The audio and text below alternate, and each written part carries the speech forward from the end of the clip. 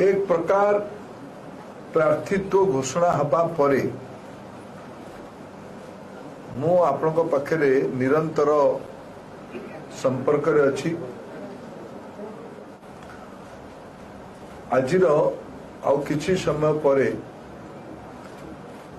ओडिशार third phase रो आउ जातीय स्तर रो सिक्स्थ फेज रो निर्वाचन प्रचार आउ किछि मिनिट परे शेष हबो।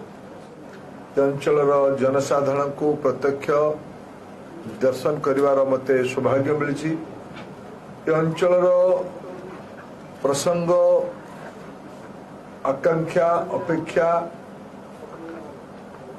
मु मोर योजना संपर्क रे मोर दायित्व संपर्क रे नरेंद्र मोदी विजन संपर्क रे भी अवगत करिवार आपण माने अवसर दैछिथि। अप्रैल प्रथम सप्ताह रो ए पर्यंत पाखापाखि 2 मास है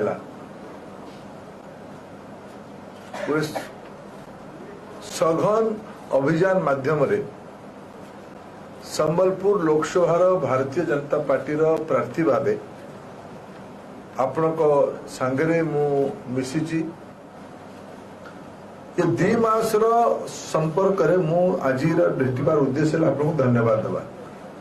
आपण माने बहुत सकारात्मक ढंग रे ये प्रसंग गुड़ी को आपण माने समाज आगे उपस्थापित करले। ए थरर निर्वाचन प्रसंग भित्तिक हो, इश्यू बेस्ड निर्वाचन हो। इश्यू रे आमर पक्षरु मत जाऊ, आमर प्रतिद्वंदी तार मत दो। गुड़िए नुआ प्रसंग आपण माध्यम रे मु अवगत भी हेली। प्रत्यक्षता को ग्राउंड जीरो रू देखिबार अवसर भी मिला। भारतीय जनता पार्टी तो मूलर चेष्टा रहिला लोक मान को निर्णय करिवार अवसर दिया जाऊ निष्पत्ति कौन करियो बोली। एथरे आपण मान को पुणी म औथर धन्यवाद दोची। हमर अपेक्षा रे तो आपण माने बहुत सहयोग करले। पूर दिन आसंता दिने छाड़ी की भोट हबो। मु आज आपणकर गणमाध्यम ये प्रेस वार्ता माध्यम प्रथम निवेदन करने चाहिए।